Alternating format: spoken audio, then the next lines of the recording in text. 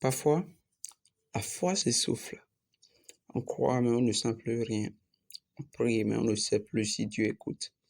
Et pourtant, c'est là, dans ces moments de silence, que la foi se redresse.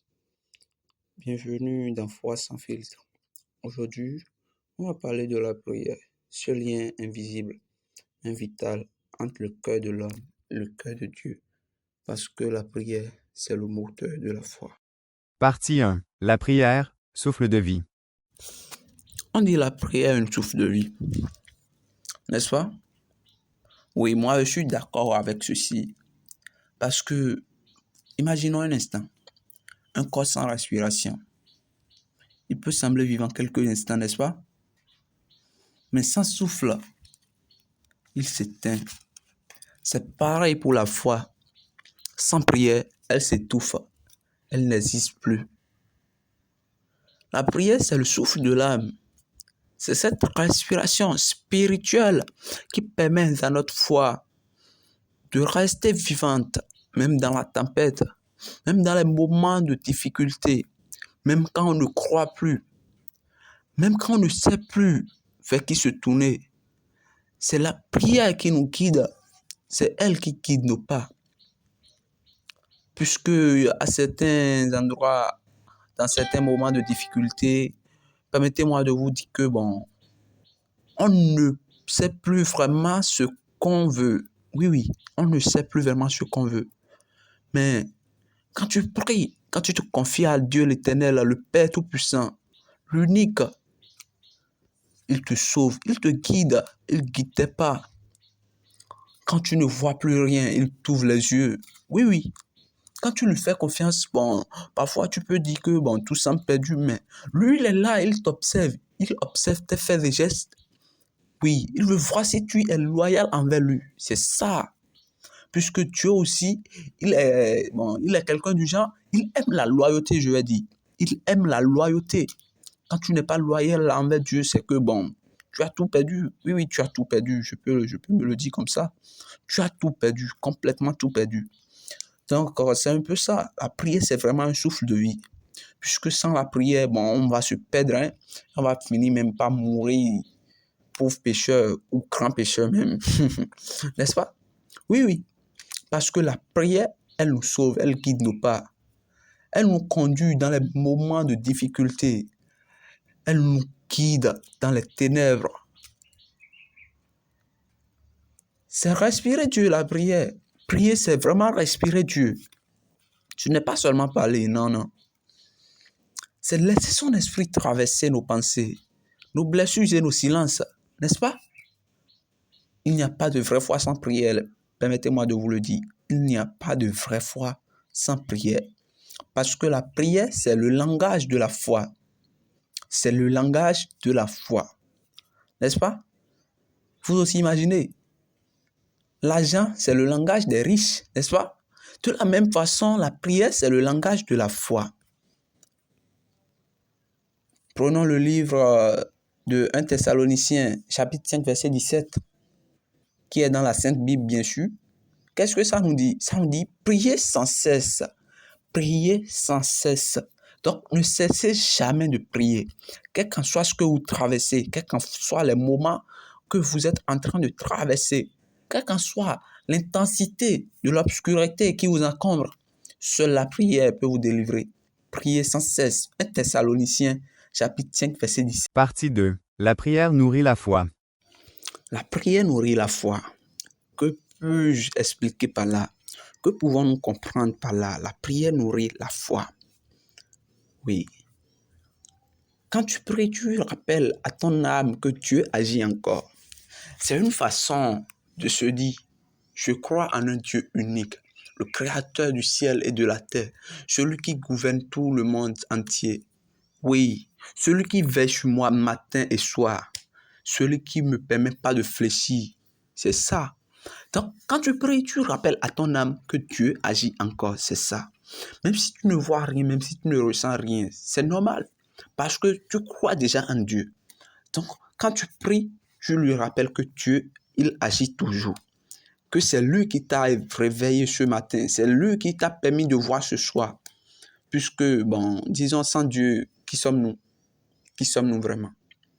Donc, Dieu, il agit à chaque fois, à chaque minute. C'est ça.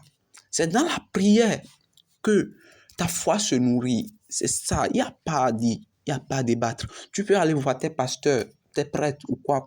C'est dans la prière que la foi se nourrit.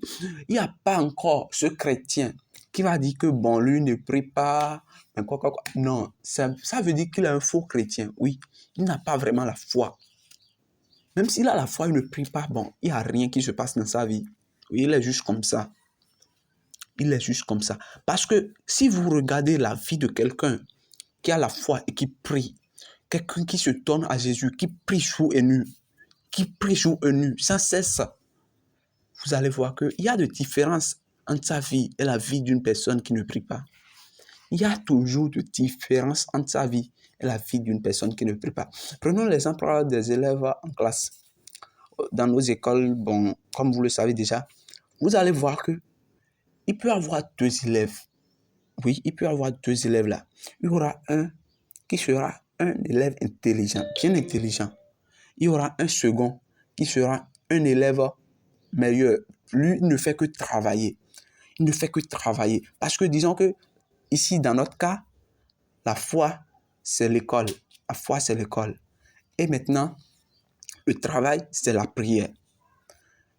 Vous aussi, observez bien.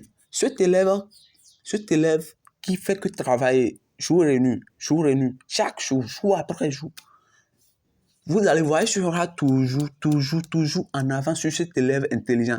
Parce que cet élève intelligent, lui, il ne travaille jamais. Lui, il ne fait que capter ce que le professeur dit en classe. Mais lui, il ne travaille pas à la maison. Il n'apprend pas ses cours. L'élève qui travaille, qui apprend ses cours sera toujours en avant sur lui. Il aura toujours une petite avance sur cet élève intelligent. Si cet élève intelligent peut-être lui travaillait à la maison, peut-être il sera à un niveau que l'élève travailleur ne peut même pas arriver. Oui, c'est ça. C'est la même chose dans notre cas. Parce que la foi, si tu as la foi, tu ne pries pas, c'est que bon, il n'y a rien à faire là. Tu seras toujours en recul sur les gens qui prient, sur des gens qui ont la foi et qui prient de façon excessive. Vous voyez un peu? Donc, c'est pas affaire de... Non, la prière nourrit vraiment la foi. Oui. Que des doutes s'apaisent, c'est grâce à la prière. Que des craintes se transforment en confiance, c'est grâce à la prière. C'est pas seulement grâce à la foi, non. Parfois, Dieu ne répond pas tout de suite. Je ne sais pas si vous avez déjà fait le constat. Parfois, Dieu ne répond pas tout de suite. Mais dans la prière, Dieu va transformer. Il va te transformer. Toi aussi, tu vas te dire, est-ce que c'est vraiment moi? Tu seras une personne meilleure. Vraiment meilleure. Une personne très meilleure. Oui. Mais la prière, elle nous transforme vraiment. Vous aussi prenez le livre de Psaume chapitre 56, verset 4. Qu'est-ce que ça nous dit? Ça nous dit, quand je crains, je me confie en toi. Quand je crains, je me confie en toi. Qu'est-ce que vous pouvez interpréter par là? C'est que prier, c'est dire à Dieu que je ne comprends pas tout, mais je me confie à toi. J'ai confiance en toi. C'est tout. Vous voyez un peu, non? Et c'est cette confiance qui fait grandir notre foi, bien sûr. C'est cette confiance qui fait grandir notre foi. Partie 3. La prière transforme celui qui prie. On dit la prière transforme celui qui prie. La prière transforme celui qui prie. Beaucoup pensent que la prière change les choses. C'est vrai, ils ont raison. Mais avant tout, la prière change d'abord le cœur de celui qui prie. Je ne sais pas si vous me suivez vraiment. La prière change le cœur de celui qui prie. Ça, c'est une vérité internationale, une vérité générale. On l'a appris en classe de 4e ou 3e, je ne me trompe pas trop. Une vérité générale. C'est changer, quelles qu'en soient les conditions. La prière change après tout. D'abord, celui qui prie. Il change le cœur de celui qui prie. Écoutez-moi bien. Je ne sais pas si vous regardez les films que font les gens pour nous apprendre ce qui se passe dans la vie active vraiment. Parce que je ne sais pas si vous avez d'abord déjà regardé un film dans lequel il y a un bandit Oui, un bandit qui se convertit après, il reçoit Christ dans sa vie. Vous allez voir, tout d'abord, c'est la prière. Oui, c'est la prière qui agit là. Parce qu'il dit, ok, je reçois Dieu dans ma vie, je reçois Christ comme mon sauveur. Bien. Maintenant, quand il prie, et Christ voit vraiment que dans son cœur, où cette petite place qui a vraiment la foi en Christ. Cette petite place dans laquelle il n'y a que Christ qui existe. Christ va d'abord changer ce cœur. Et ce bandit deviendra une bonne personne. Une personne qui agit de façon positive. Oui, une personne qui agit de manière à impressionner. Oui, la prière transforme celui qui prie. Ça, c'est une vérité générale. C'est une vérité générale. Donc, quand tu parles à Dieu, tu n'en reçois jamais le même. Ça, c'est que beaucoup auront déjà fait le constat. Quand tu parles à Dieu, tu n'en reçois jamais le même. Parfois, tu entres dans la prière chargée, fatigué, frustré. Et tu en reçois apaisé, éclairé, réconforté. Genre, tu as cette force qui t'anime. Tu ne sais pas d'où elle vient. Mais ça, c'est Dieu qui agit. C'est Dieu qui t'a transformé là. C'est Dieu qui t'a redonné la force. Oui, c'est Dieu. La prière n'est pas un monologue, c'est une conversation. C'est une rencontre. C'est une conversation et une rencontre à la fois. Puisque dans la prière, on parle à Dieu, notre Père qui est dans les cieux. Que son nom soit sanctifié. On parle à Dieu. On lui exprime ce qu'on a sur le cœur. On le lui dit. C'est ça vraiment. Donc ne pensez pas que la prière c'est quelque chose de vague. Quoi. Non. D'abord, avant tout, la prière transforme d'abord celui qui prie. La prière, elle transforme bien et belle celui qui prie. Avant que la prière ne change les choses, elle transforme d'abord celui qui prie.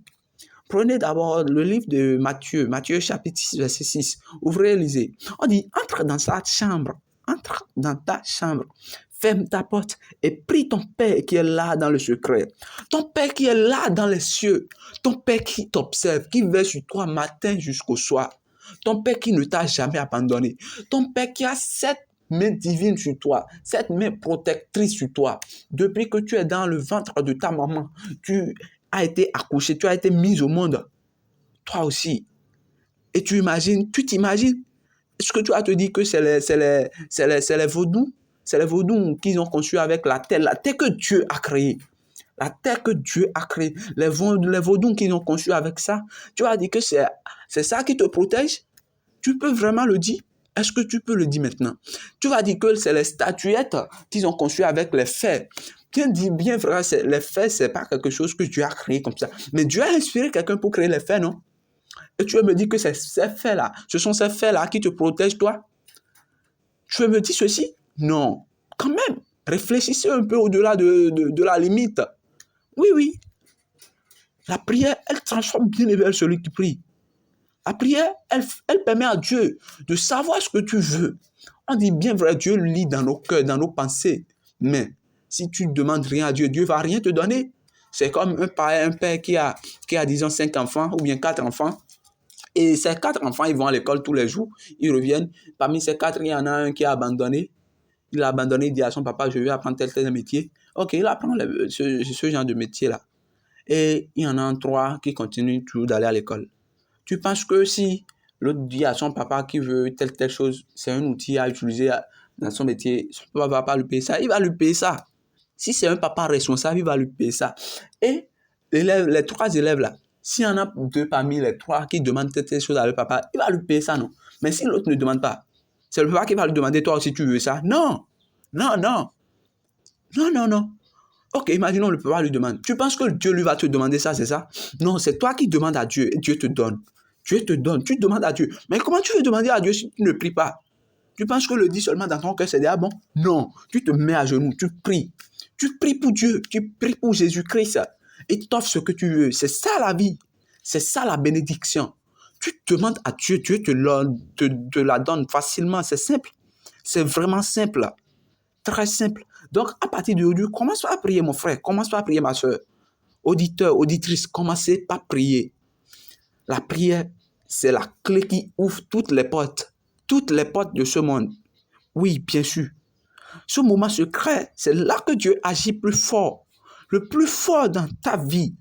Non, pas dans le bruit, ni dans le spectacle, mais dans le silence, dans le cœur. Donc, commencez à prier. Ah. Conclusion. Bon, maintenant, vous aussi, de vous à moi, dites-moi maintenant, chers auditeurs, chères auditrices, la prière, est-ce que c'est vraiment une corvée là maintenant? Est-ce que c'est une tâche? Non. C'est un privilège, c'est quelque chose qu'on doit faire régulièrement en tant que chrétien, en tant qu'enfant de Dieu, enfant de Christ. On doit le faire, on doit prier. La prière n'est pas un devoir, non, c'est une relation tout simplement entre Christ et nous. C'est ça qui nous permet d'être en communication avec Christ, d'être en contact avec Christ. Non, la prière, elle nous permet d'avancer, même quand on ne voit pas le chemin. Vous voyez, non? La prière, elle nous ouvre des portes de bonheur, des portes de bénédiction. Elle nous ferme les portes de malheur, les portes de pauvreté, les portes qui n'ont pas des impacts positifs dans notre vie. C'est ça. Donc, c'est vraiment ça. Hein? Sinon, la prière, c'est une bonne chose. Sans blaguer, vraiment, la prière, c'est une bonne chose. La prière, c'est la clé. C'est la clé de toute chose. Et si aujourd'hui ta foi est fatiguée, commence simplement à parler à Dieu. Prie jour et nuit. Prie jour et nuit. Oui, quand tu te lèves, prie. Prie pour Dieu. Le soir, prie pour Dieu. Il ne faut pas avoir d'heure de prière, non. Quand l'esprit t'anime, prie seulement pour Dieu. Prie seulement pour Dieu. Et prier pour Dieu, ce n'est pas forcément se mettre à genoux, prier. Non. Tu te concentres. Tu sais que bon, là maintenant, je veux prier. Je veux m'adresser à mon Père, le Père céleste. Tu pries pour Dieu. Tu peux aussi prier Dieu par les louanges, par des chansons de louanges. Dieu agit aussi par des chansons de louanges. Dieu, il agit par des chansons de louanges. Oui, oui. Il agit bien et belle par des chansons de louanges. On dit prie pour Dieu, c'est pas que tu dois énoncer des mots parfaits. Non, non, non, non, non. Dieu ne veut pas des personnes parfaites. Si tu es parfait, pourquoi alors tu veux avoir Dieu dans ta vie? C'est que bon, tu as déjà sauvé. Oui. Ce sont des personnes qui ont des défauts qui prient Dieu. Des personnes qui en ont besoin. Des personnes qui sont dans le besoin. Des personnes qui sont vraiment, vraiment dans le besoin. Oui, c'est ça. Ce sont ces gens de personnes-là qui prient Dieu. Et non les personnes qui n'ont besoin de rien. Si tu as besoin de rien, ne prie pas Dieu. On dit, si tu es déjà intelligent, là, ne viens pas à l'école, n'apprends rien. Si ton papa a de l'argent, là, ok, il faut rester là-bas. Nous, on apprend à faire quelque chose pour avoir de l'argent. C'est ça, hein.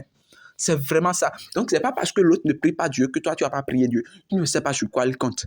Tu ne sais pas vraiment sur quoi il compte. Donc, toi, à partir d'aujourd'hui, que la prière soit ce que tu manges, ce que tu bois, ce à quoi tu penses. Prie à chaque fois que l'esprit t'anime. Prie à chaque fois que l'esprit t'anime. Parce que la prière, c'est le moteur qui redonne vie. C'est le moteur qui redonne vie. Ce que tu confies à Dieu dans la prière, il le transformera dans le temps. Il le transformera dans le temps. Crois en Dieu, le Père, l'unique. Il te sauvera. Il te sauvera. Prière de clôture. Bon, sans plus tarder, permettez-moi de faire cette prière de clôture. Prions. Seigneur, merci pour ce moment de vérité, de connexion. Merci pour ta présence même quand on ne la ressent pas toujours. Aujourd'hui, nous venons à toi simplement avec nos forces et nos faiblesses, nos doutes et nos espérances, Seigneur. Apprends-nous à prier, pas seulement avec nos lèvres, mais avec nos cœurs. Quand notre foi faiblit, Seigneur, rappelle-nous que c'est dans la prière que tu nous relèves. Quand nos mots manquent, que ton esprit parle pour nous, Seigneur. Aide-nous à garder cette flamme vivante, à ne jamais couper la connexion avec toi, même quand le silence semble long. Seigneur, que chaque auditeur, chaque auditrice ressente en ce moment ta paix, ton amour et ta douce présence. Reste dans nos cœurs, renouvelle notre foi et fais de nous des hommes et des femmes de prière, parce que sans toi, rien ne tient, mais avec toi, tout reprend vie.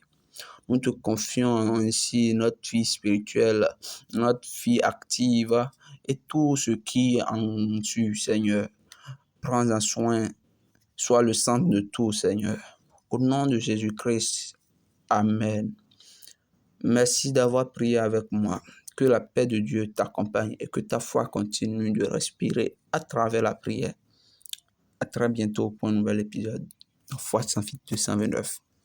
N'oubliez pas de liker, commenter, partager la vidéo et de vous abonner. Merci d'avoir suivi jusqu'à la fin. C'était Foi sans filtre 229.